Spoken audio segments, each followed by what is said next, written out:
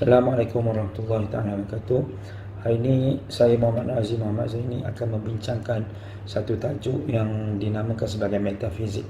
Okey, pada minggu ini kita akan membincangkan tajuk ini secara umum. Okey, tidak akan ke dalam sangat dalam falsafah, tapi kita akan membuka mata anda untuk mengetahui sedikit tentang metafizik lah. Okey, dan kita ada 5 subtopik ringkas. Yang pertama, kita akan membincangkan tentang definisi metafizik itu sendiri dari segi etimologi dan juga terminologi. Yang kedua, kita akan membincangkan metafizik itu dari segi sudut falsafah. Dan yang ketiga, kita akan membincangkan teori kewujudan dari segi konsep metafizik secara falsafah juga. Dan yang keempat, kita akan membincangkan metafizik dari sudut agama dan kepercayaan. Dan yang terakhir, bagaimana metafizik itu dapat dijalin hubungkan dengan insan, alam dan juga Tuhan. Okay.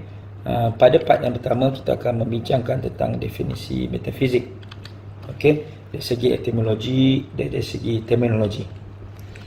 First, kita akan membincangkan tentang etimologi dari segi bahasa. Kita ambil daripada kata metafizika, iaitu sesuatu yang melangkaui, melepasi batasan ataupun sempadan fizikal, alam fizikal. Okay, bila kita pecahkan, meta itu adalah sesuatu yang melepasi, di sebalik ataupun menjangkaui, dan mana fizikal itu merujuk pada benda-benda zahir, material ataupun fizikal. Okey, kita tengok pada pandangan Dr. Amran, okey, Profesor Dr. Amran. Okey, kajian metafizik itu merupakan kajian peringkat yang kedua ataupun second order study ataupun second order thinking, di mana first order itu mesti merujuk pada alam fizikal. Apa maksud? Maknanya kajian fizikal, metafizik itu ialah mesti firstnya kita lihat fizikal. Dan selepas itu barulah kita akan masuk pada peringkat yang kedua, yang mana kita akan membincangkan perkara itu dari segi metafizik. Ini bertepatan dengan surah Al-Mulk. Okay. Allah sebut dalam surah Al-Mulk, iaitu Tuhan menyuruh kita untuk melihat alam. Okay. Kalau kamu tengok daripada surah ini, Tuhan kata kamu tak akan melihat alam ini dalam keadaan tak seimbang, tak munasabah. Dan kalau kamu tengok lagi sekali, takkan ada jumpa kecacatan. Dan kalau kamu ulang banyak kali sekalipun, pandangan itu akan kembali pada diri kamu, sehingga mana kamu akan rasa hampa. Sebab apa hampa? Sebab diri kamu pun dicipta dalam keadaan terlampau sempurna. Maka dengan itu, bila kamu melihat alam ini, maka kamu akan melihat secara abstrak, kamu akan melihat secara konseptual, kamu akan melihat bagaimana teori kewujudan itu berlaku, kamu melihat bagaimana alam ini perfect, ini boleh wujud dan sebagainya. Maka last kali mungkin kamu akan kembali kepada ketuhanan dan penciptaan Tuhan punya penciptaan lah. Okey. Dan seterusnya, bila kita tengok dari segi terminologi, okey, dari segi istilah, okey, Aristotle mengatakan bahawa metafizik ini adalah prinsipal yang pertama dan juga cause of thing. Okey, apa maksud prinsip yang pertama dan juga punca pada perkara ini? Sebagai orang yang beragama, major kita dalam kelas ini adalah orang yang beragama, kita akan berasakan bahawa cause of thing ataupun first principle itu akan merujuk pada Tuhan lah, sebab dia adalah punca pada semua perkara. Okey, tapi bagi pandangan ahli falsafah, okey, sebagai contoh Parmenides dia mengatakan nothing come from nothing. Okey, dia tak mungkin perkara itu tak wujud, boleh benda-benda tak mungkin benda yang tak ada melahirkan benda yang ada. So bagi ahli-ahli falsafah, mereka mengatakan bahawa di alam ini ada unsur-unsur yang bersifat qadim, yang bersifat dah ada. Okey, sebagai contoh yang biasa kita lihat dalam cerita kartun dan sebagainya, kita selalu lihat ada elemen-elemen yang utama, sebagai contoh tanah, api, air dan sebagainya. Ini yang dikatakan oleh ahli falsafah cause of thing tu. Okey. Sebab itu bila kita bincang tentang falsafah, kita akan lihat dulu bagaimana orang ahli falsafah melihat alam. Okey. Dan bagaimana orang agama melihat alam itu berbeza. Nanti kita akan bincang perkara ini. Tapi dari segi terminologi metafizik itu, iaitu dia membincangkan tentang cause of thing tadi, iaitu mengkaji tentang punca pada elemen itu ataupun punca kepada perkara itu boleh wujud dan sebagainya. Bagi orang beragama, kita sebut tadi mungkin Tuhan. Okey, mesti ataupun pasti Tuhan. Okey, dan apa itu metafizik yang lain juga? Metafizik yang lain juga kalau menurut Plato dan juga Aristotle ialah sesuatu di sebalik alam fizikal. Hatta alam pemikiran manusia itu sendiri, apa yang dalam minda kita itu juga kita boleh kaitkan dengan metafizik. Sebab apa bila kita kaitkan dengan metafizik? Sebab apa saja di dalam minda kita, tak ada siapa pun yang boleh menjangkaui perkara ini kecuali kita sendiri. Saya membayangkan kucing dengan bayangan saya. Okey, kamu semua membayangkan kucing dengan bayangan kamu. So, sebab apa kamu boleh memahami kucing itu? Sebab kamu ada konsep kucing. Okey, okey. Dan itu juga kita namakan sebagai metafizik, iaitu perkara yang berada dalam minda manusia. Okey, bagaimana benda ini berlaku nanti kita akan bincang. Bagaimana idea-idea ini boleh memisahkan dua aliran ini selepas inilah. Okey, dalam teori-teori selepas ini. Okey, sebab itu kata mungkin Profesor Cecilia, okay, dia kata kalau dia melihat ilmuwan-ilmuwan Islam, okay, kalau dia melihat kajian-kajian ilmuwan Islam seperti Al-Kindi, Ibn Sina, Farabi dan juga Al-Baghdadi, mereka sering mengaitkan metafizik itu dengan falsafatul ula, iaitu falsafah yang agung yang paling utama. Yang mana falsafah agung yang utama ni pasti dia akan terkait dengan teologi, pasti dia akan terkait dengan agama. Sebab dalam kerangka pemikiran orang Islam khususnya, dia akan mengaitkan metafizik ini dengan benda-benda gaib lah, benda-benda yang berkaitan dengan tentang wahyu dan sebagainya. Sebab tu kalau istilah-istilah metafizik ini dia ada sebut sebagai apa yang wujud selepas fizik. Okey, kebiasaannya macam kita sebut tadi, apa kajian yang selepas fizik tadi. Tapi kalau dalam Islam juga ada juga menyebut sebagai apa yang berlaku sebelum fizik itu. Okey, apa yang berlaku sebelum fizik. So, bagi orang yang beragama, apa yang berlaku sebelum fizik mesti dinamakan sebagai Tuhan. Iaitu benda sesuatu yang mencipta fizik itu mestilah namanya Tuhan. Sebab tu kalau kita tengok ayat ini, baru kita faham bahawa orang agamawan khususnya yang berkaitan dengan ahli falsafah Islam, dia akan mengaitkan metafizik itu dengan teologi lah sekali. Okey, tapi tak perlu dulu, nanti kita akan bincang dulu dari segi falsafah bagaimana. Okey, bagaimana pembahagian metafizik itu? Okey, saya bagi link hint tadi untuk kita nak memecahkan pengertian metafizik itu. Yang pertama, bagi segi falsafah tadi, bagi ahli falsafah, metafizik ialah mengkaji sesuatu fenomena ataupun sesuatu yang berada di dalam alam ini dari segi daripada peringkat yang paling abstrak ataupun konseptual ataupun umum. Saya suka menggunakan konseptual lah. Maknanya kalau kita nak mengkaji metafizik itu, kita mengkaji sesuatu tentang konsep dia dulu. Itulah yang kita namakan sebagai metafizik. Sebagai contoh, apa kajian-kajian metafizik dari sudut falsafah, kita akan menggunakan istilah-istilah ini, antaranya substance, ada antaranya matter dan juga form. Okey, yang seterusnya kita akan membincangkan juga metafizik ini dari segi agama. Sebab agama dan juga falsafah ni ada yang berpisah, dia punya konsepnya. Okey.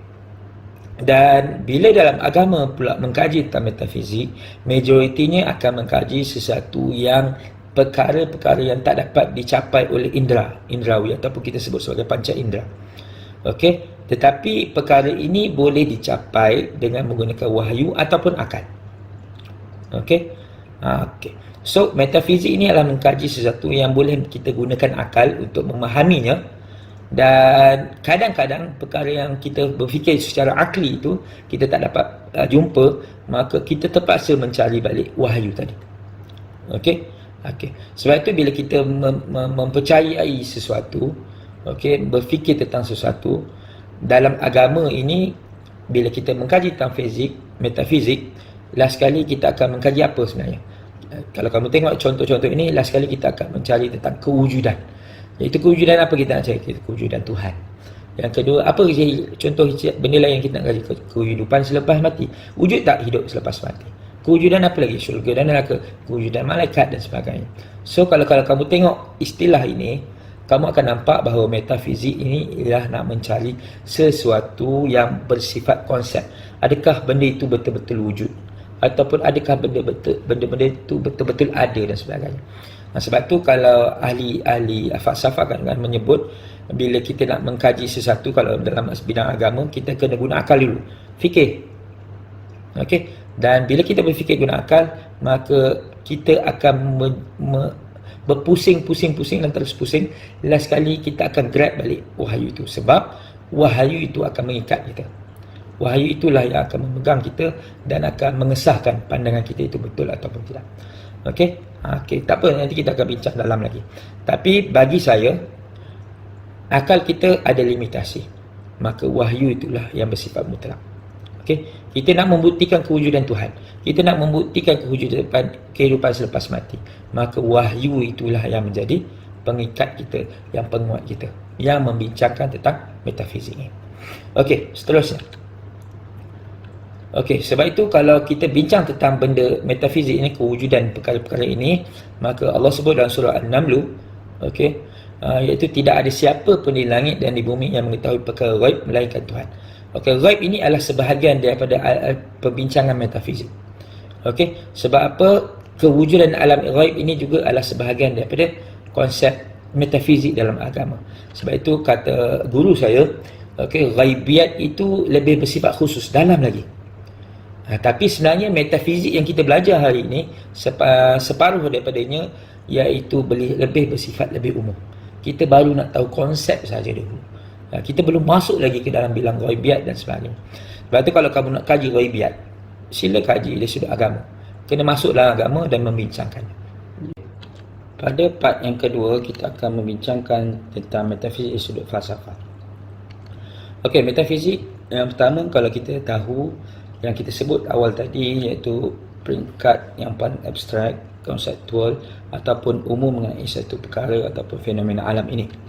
Okey, nama begitu. Kalau kita tengok di dalam gambar ini, ada seekor kucing. Okey, ia ada sifat-sifat kelabu, gebunya, mata jingga, comel dan sebagainya. Okey, cuma bila kita nampak kucing tadi, cuba bayangkan warna, tempat, masa ataupun sifat-sifat itu yang terdapat pada kucing tadi. Kalau kita buang kelabu, gebu, mata jingga, comel, manja dan sebagainya, apa yang tinggal pada kucing?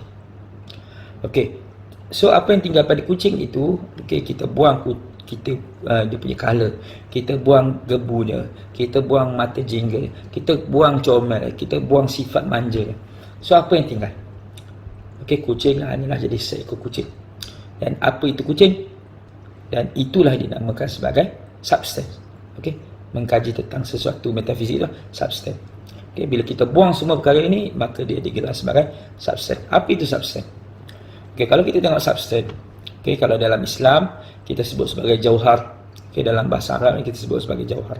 So jauhar ataupun substance ini, kalau pandangan Aristotle, ia adalah gabungan antara jisim ataupun matters ataupun dan juga rupa bentuk. Okay, jisim bercampur dengan rupa bentuk ataupun form.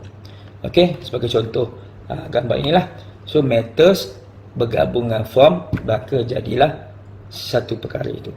Tapi menurut mazhab Aristotle, dia mengatakan bahawa matters itu yang utama tadi, yang saya sebut tadilah elemen tadi. Okey, dan form itu yang membentuk dia menjadi perkara-perkara tadi. Ini mazhab yang pertama.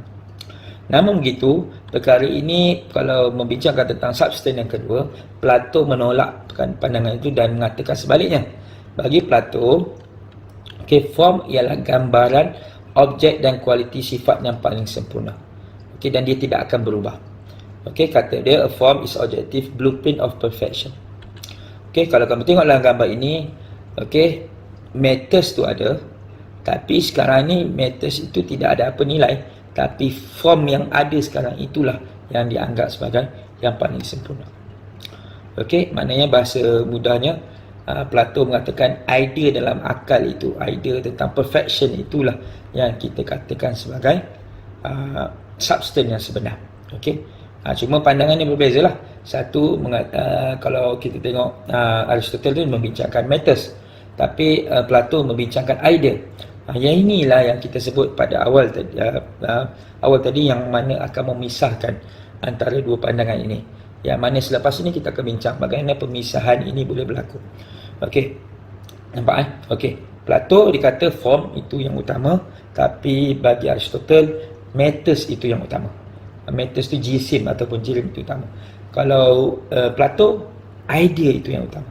Okey, ataupun bukan idea, form itu yang utama. Maksudnya bentuk dia yang sekarang itu yang paling utama. Okey, apa itu substance? Substance menurut pandangan Daniel Bonavak, okey, dia adalah definisi yang paling awal. Okey, definisi yang paling awal. Kalau kita sebut kucing tadi, kita tak akan sebut comel dan sebagainya dulu. Kan kita akan sebut kucing dulu. Dia adalah definisi ataupun konsep yang paling awal. Okey. Yang kedua, dia mestilah yang paling dasar, yang paling awal daripada segala ilmu tentang dirinya. Okey, yang paling dasar. Okey. Konsep yang paling awal. Yang ketiga, dia mesti paling wujud daripada benda yang lain. Maknanya benda lain tak boleh wujud tanpa dirinya. Benda lain tak boleh wujud kalau tak ada benda ini. Tak ada substance, dia tak boleh wujud. Contoh, comel. Comel tak akan wujud tanpa ada substance yang comel tadi. Okey, warna jingga, warna kuning, warna biru takkan boleh wujud tanpa ada substance tadi. Okey, apa yang berwarna kuning? Okey, kucing. Apa yang berwarna merah? Kereta dan sebagainya, sebagai contoh. Okey. Dan tidak ada kasta substance yang seterusnya. Sebagai contoh tadi kita sebut kucing. Tidak ada kucing yang lebih kucing daripada kucing yang ada. Okey. Apa lagi? Tidak ada manusia yang lebih manusia daripada manusia yang ada. So mesti dialah yang paling pure orang kata. Paling asal. Okey. Tetapi substance ini boleh berubah. Okey, bagaimana dia berubah? Iaitu dia boleh menerima perubahan-perubahan dari segi kualiti dan sifat dia yang kita sebut tadi lah. Kucing boleh jadi comel dan kucing boleh jadi hodoh. Kucing boleh jadi merah dan boleh kucing berwarna hijau. Maknanya dia boleh menerima perubahan dan sebagainya. Okey, bagaimana kita nak tahu benda itu substance ataupun tidak? Okey, kata Profesor Susan. Okey, bagikan kertas itu kepada 4. Okey, dan kamu akan meletakkan satu ialah perkara yang bersifat umum yang boleh kita bincang dalam subjek itu, dan ada yang bersifat khusus yang mana kita tak boleh letak perkara itu dalam subjek itu, dan kita akan masukkan juga ciri-ciri yang bersifat kewujudan dia, adakah dia wujud ataupun sebagainya, dan yang terakhir perkara itu boleh jadi, yang terakhir itu kita namakan sebagai mungkin substance.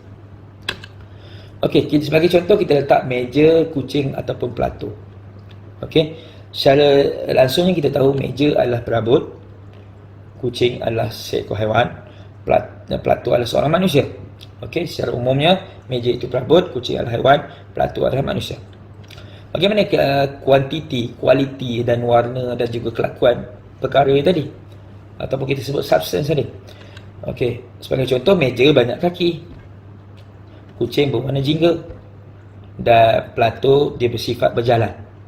So berdasarkan pandangan Prof Susan tadi, bahawa inilah yang kita namakan sebagai substance. Okey, inilah yang kita namakan sebagai substance, iaitu dia bersifat asal tadi. Okey, kucing dia yang paling utama. Kalau kita sebut haiwan, dia still apa haiwan itu? So kucing itu yang paling utama. Okey, bila kita sebut manusia, manusia tu mungkin substance. Okey, mungkin substance yang umum. Tapi bila kita sebut pelatu tu yang dia saja. Okey. Cuma bila kita kaji, tentang bagaimana kualiti dan sebagainya, bila kita tengok gerakan anak panah ini, okey, ke arah ini dan ke arah ini, dan last kali dia akan bertemu di satu tempat. Okey, iaitu meja, kucing dan pelatu ini. Sebab apa? Ini yang Prof Susan kata, inilah yang dia namakan sebagai substance yang primer. Cuma bila kita bincang tentang meja, bolehkah meja itu menjadi substance primer? Kalau merujuk pada pandangan Aristotle tadi, meja dia adalah mungkin substance, tapi primer dia ataupun substance yang utama bagi meja ialah kayu itu sendiri. Okey, tapi kucing tak adalah, kita tak tahulah. Kalau mungkin dalam Quran kita sebut haiwan itu berasal daripada air. Okey, kalau manusia dia berasal daripada tanah dan sebagainya. Itu mungkin dinamakan sebagai primer substance tadi. Primer substance tadi. Okey. Dan bagaimana pembahagian substance itu berlaku? Okey, kita tengok pandangan Rene Descartes. Okey, dia membahagikan substance itu kepada 3. Okey, yang pertama Tuhan.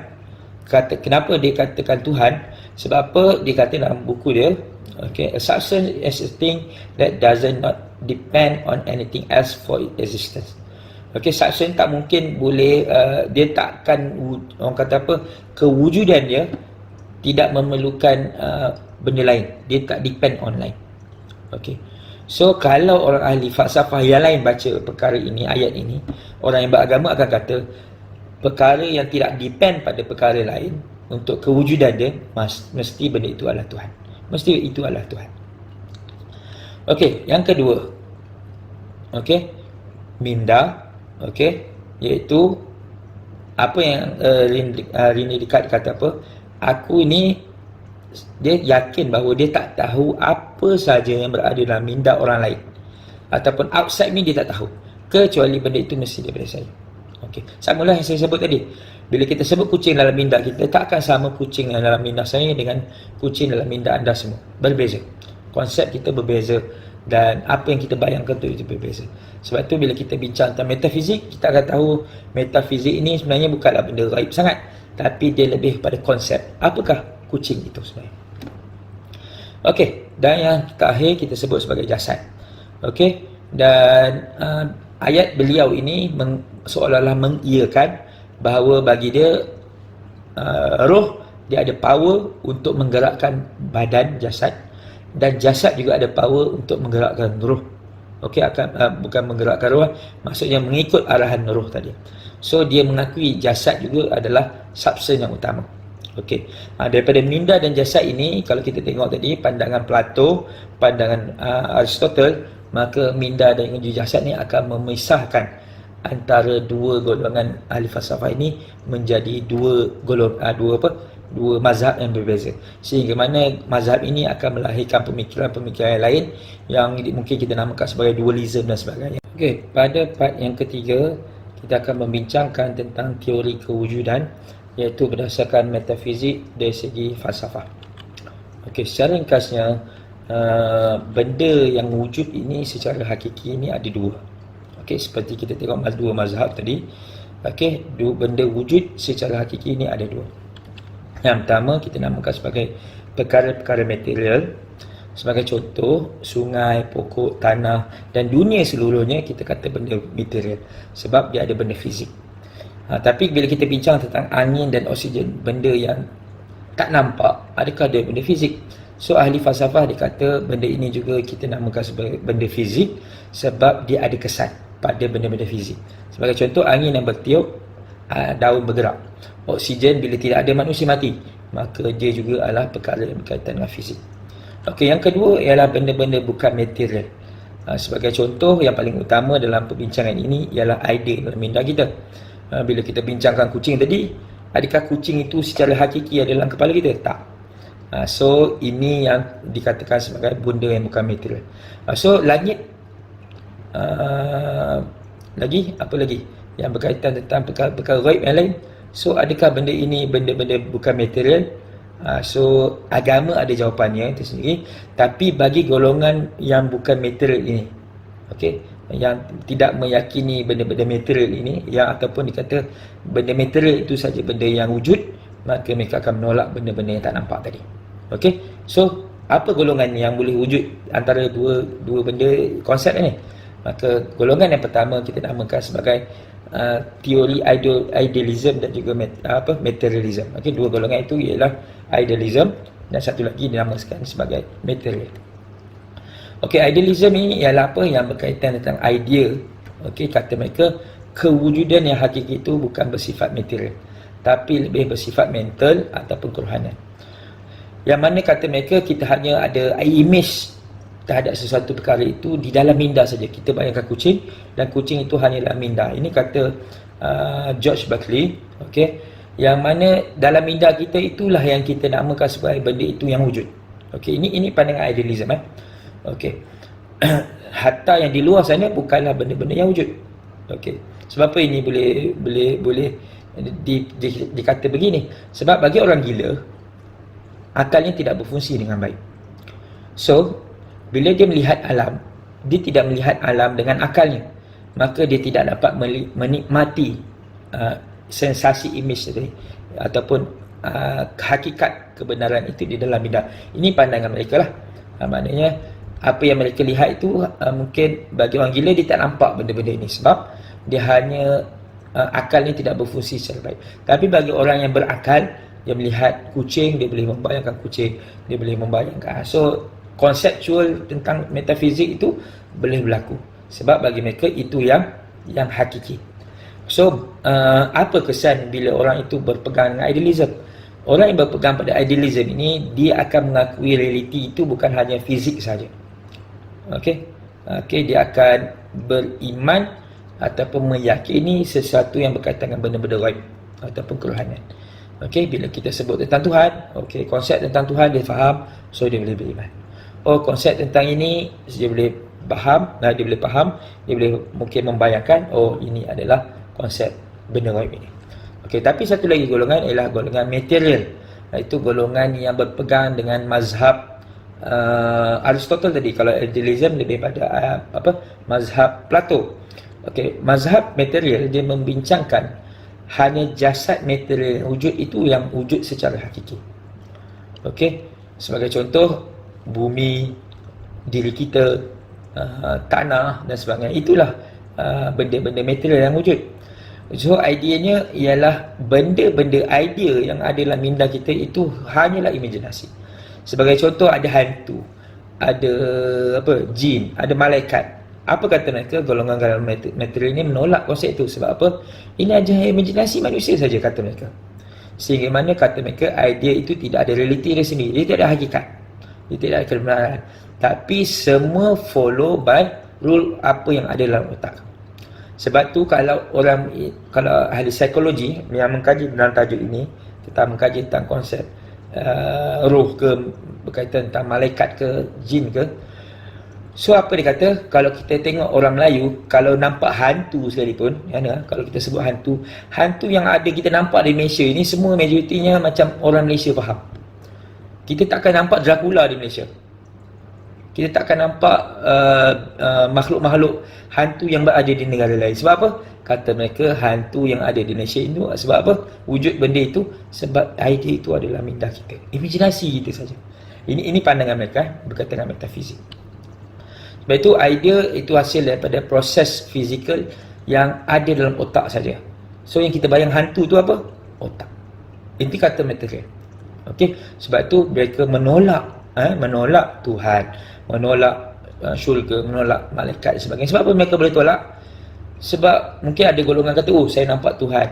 Ada agama yang kata, Tuhan nampak wujud, aku bermimpi jumpa orang ini dan sebagainya, orang agamawan ini dan sebagainya. So kata mereka ini hanyalah imajinasi dan ilusi sahaja. Kesan daripada golongan material ini isu yang besar lah. Bagi kita sebagai orang yang beragama, kita akan menolak material secara tak langsung. Kenapa? Mereka merasakan bahawa benda yang wujud, yang tidak wujud secara material itu hanyalah imajinasi dan juga ilusi semata-mata. So mereka akan menolak Tuhan, menolak perkara-perkara ini. Sebab itu bila kita pusing dua mazhab ini, apa kata Ludwig Wittgenstein, dia kata let everything metaphysical. Benda yang berkaitan metafizik ini, dia boleh sebenarnya harmoni sebenarnya antara pemikiran, antara realiti yang sebenarnya. Sebab macam mana nak mengharmonikan dua pandangan ini? Semua bermula daripada luar, daripada bahasa, daripada penggunaan bahasa sebenarnya.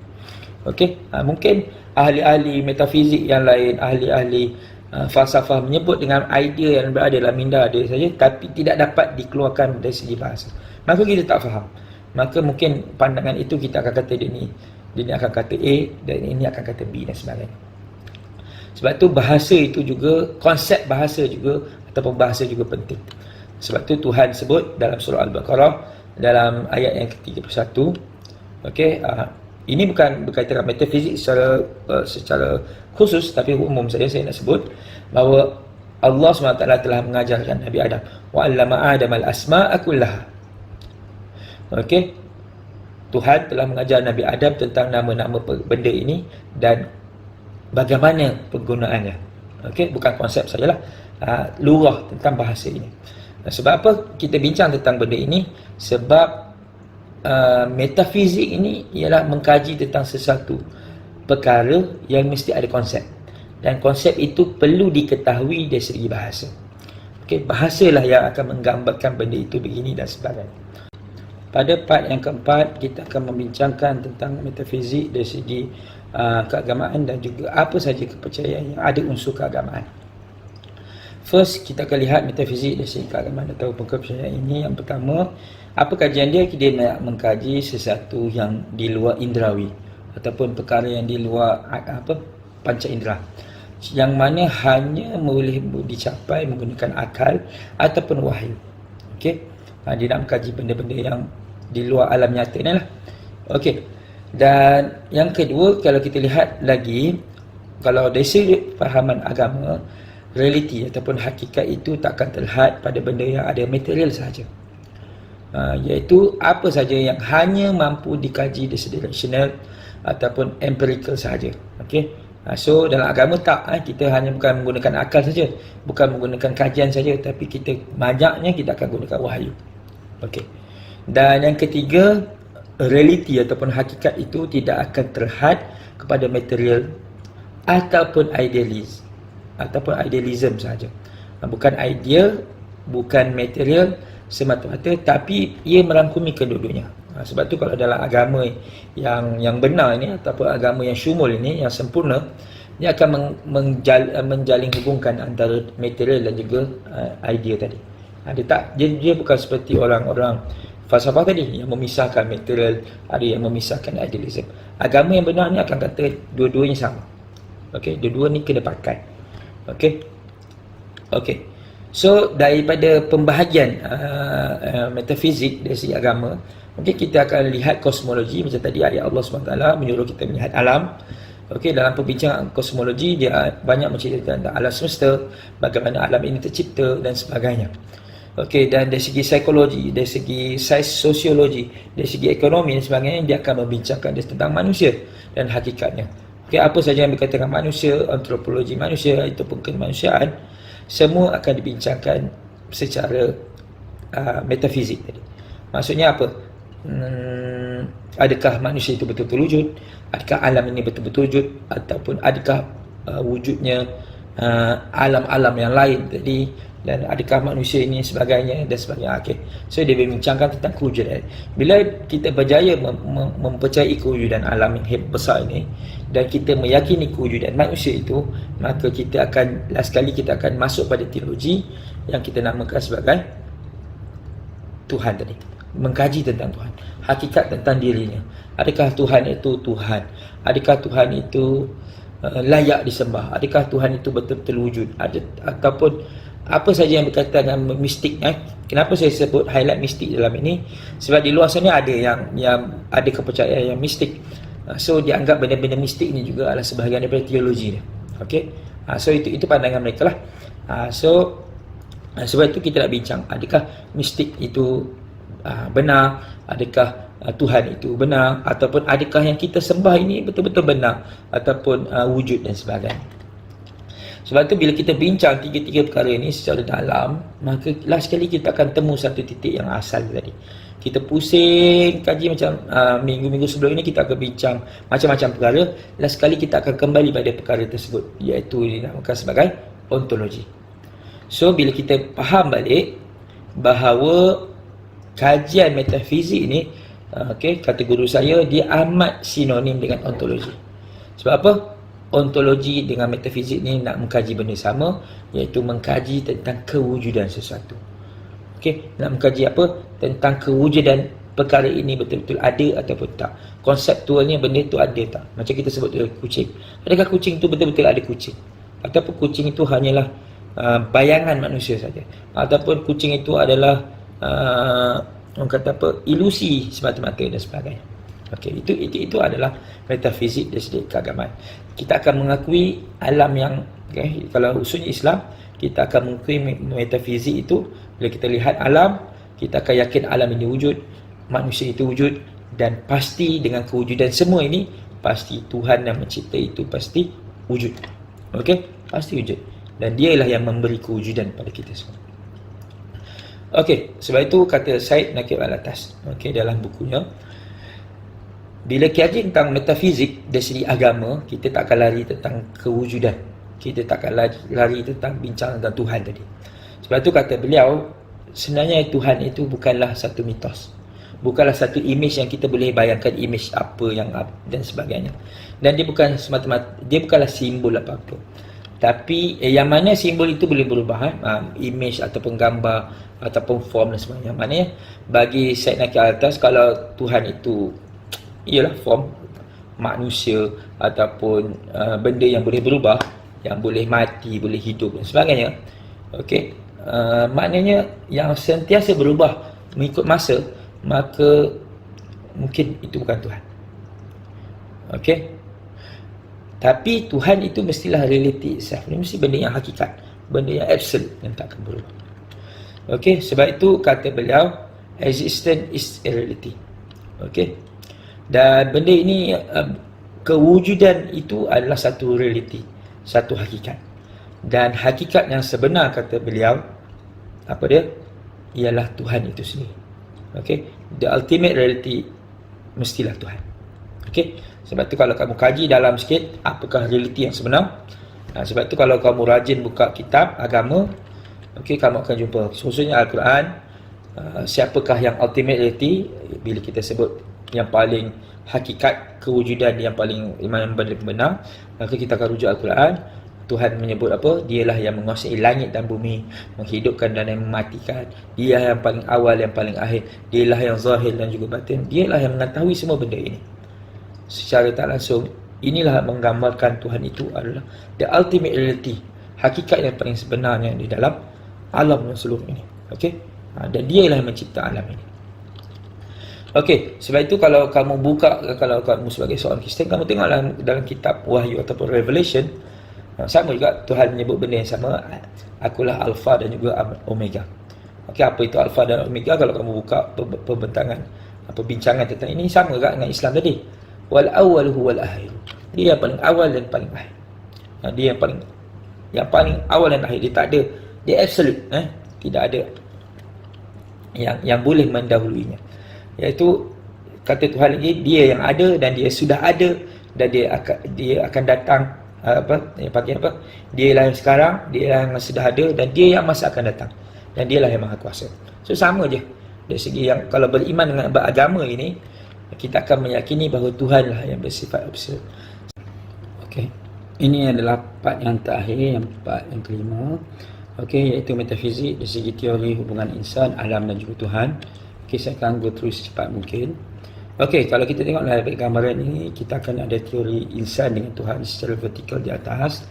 Yang mana secara vertikal ni kita akan lihat, iaitu ada golongan yang ada theism, iaitu yang mempercayai kewujudan, iaitu tentang siapa? Kewujudan Tuhan. Walaupun tidak dicapai oleh panca inderanya, tapi dia tidak menafikan Tuhan itu wujud. Okey, dan mereka mempercayai Tuhan itu wujud. Dan cuma theism ini dia ada dua golongan, dia ada dua jenisnya, iaitu yang pertama yang bersifat monotheism. Dia mengakui satu je Tuhan, okey, dan Tuhan itu bersifat esa.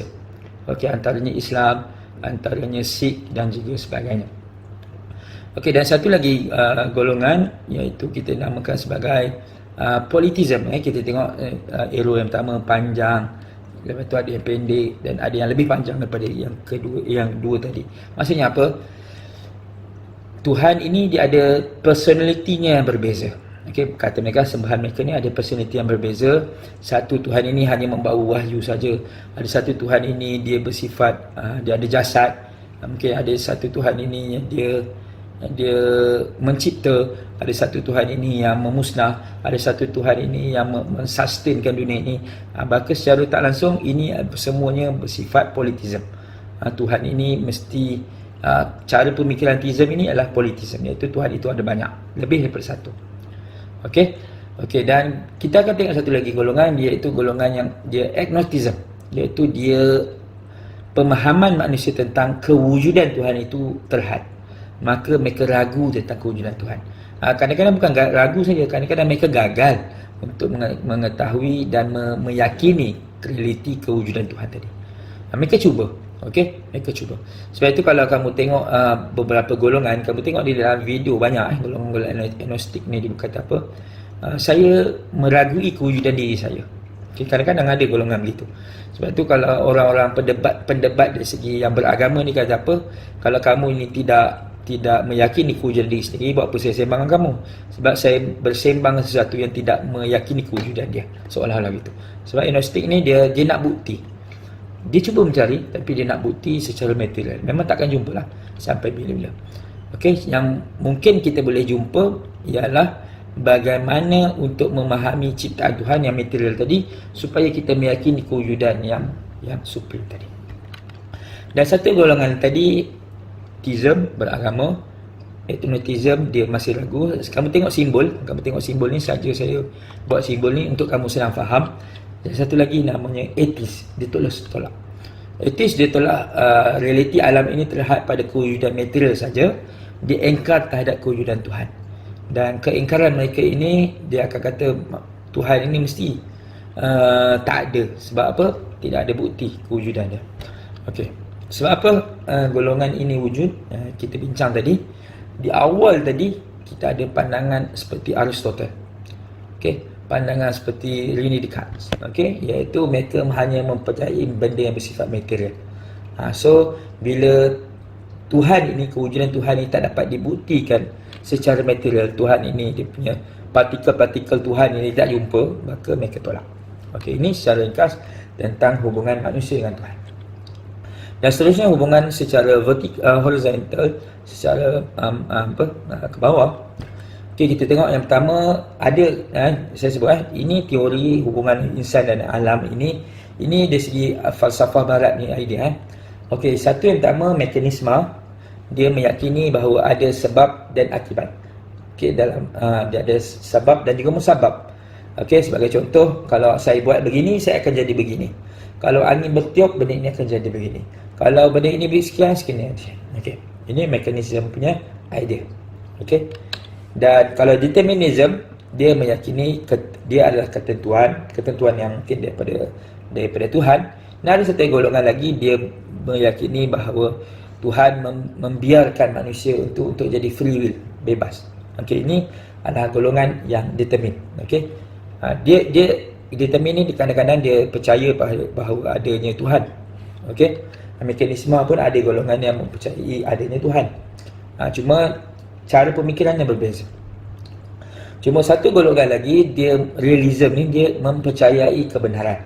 Dia cuba mencari kebenaran, benda-benda hakikat. Tapi kadang-kadang realism ini, dia suka macam tadi kita sebut, sebagai macam itu tadi, dia suka benda material. Dia nak bukti secara material. Tapi sebagai orang Islam, saya sebut sebagai orang Islam, majoriti dalam kelas ni Islam. Dalam Islam kita tidak memilih antara nak jadi mekanisme, determinisme ataupun realisme. Kita beriman tentang mekanisme juga, iaitu ada sebab dan akibat. Sebab Tuhan ini adalah musabab kepada sebab-sebab yang boleh berlaku tadi. Kamu pergi ke tandas, kamu buang air kecil, Tuhanlah yang memberi keizinan kamu untuk buang air kecil tadi. Kamu makan, Tuhanlah yang bagi kamu kenyang.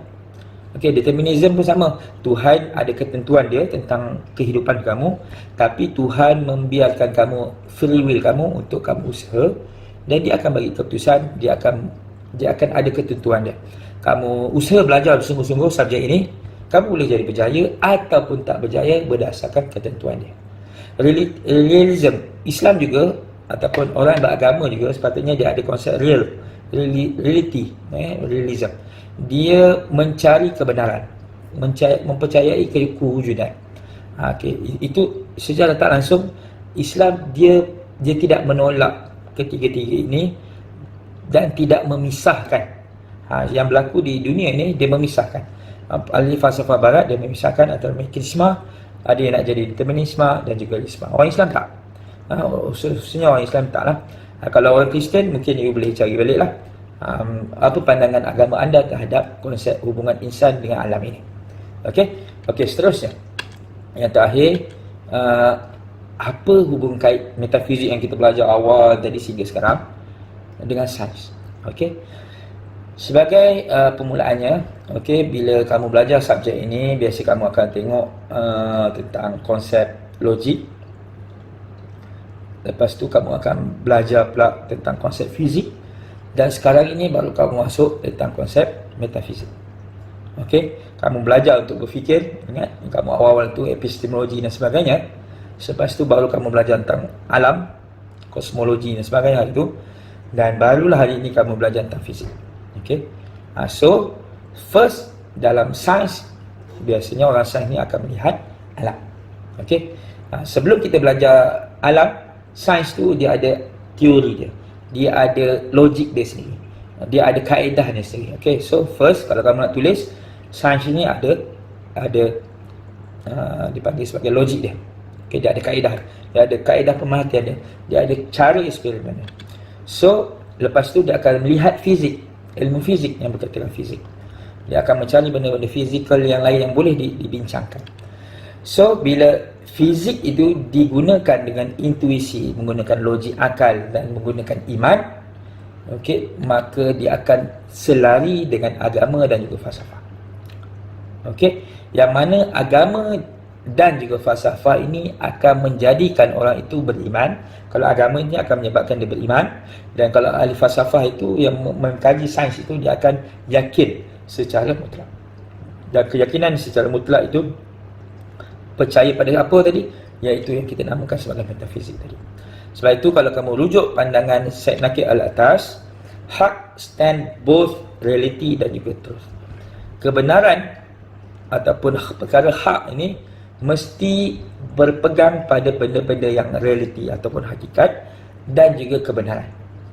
Okey. Sebab tu lawan bagi perkara yang kebenaran ini kita kaitkan dengan benda batil, yang mana benda-benda batil ini tak dianggap sebagai realiti yang sebenar, dan kita selalu anggap dia sebagai falasi ataupun benda-benda yang salah. Sebab tu bagi saya secara ringkas, sains kalau dia benar, maka dia akan kena dengan agama. Dan agama kalau benar, agama yang kamu pilih ni benar, maka dia akan tally dengan sains. Dan agama yang benar, sains juga benar, yang kalau kamu pegang dengan falsafah itu pun benar, maka dia akan tally semuanya. Okey, kalau berbeza, contoh sebagai contoh, sains yang bermasalah, sebagai contoh teori Darwin. Okey, manusia berberuk. Okey, dia tak tally dengan agama. Okey, kalau agama juga meminum benda-benda yang tak sepatutnya, ataupun menyembah sesuatu yang tak sepatutnya, okey, ataupun dalil-dalil agama ini tak kena dengan sains, maka agama itu boleh dipersoalkan kebenarannya. Sama juga dengan falsafah. Kita sebut falsafah tadi ada ada konsep kita sebut idealism, ada yang memisahkan antara materialism. Kalau benda itu tak benar, maka akan berlaku krisis yang memisahkan agama dan juga sains dan sebagainya. Ini yang berlaku sekiranya kebenaran itu tak ada pada semua ini. Okey. Dan yang terakhir, kita boleh rujuk pada ayat yang terakhir ini mungkin sebagai pengajaran. Okey, sebagai kalau kita nak kaitkan sains, okey, dan pada bumi itu ada tanda-tanda untuk kita berfikir. Okey, tanda-tanda yang Tuhan bagi orang-orang yang nak yakin sebenarnya. Okey, dan juga pada diri kamu. Okey, tak payah nak di bumi saja, pada diri kamu pun ada bukti yang boleh kamu berfikir.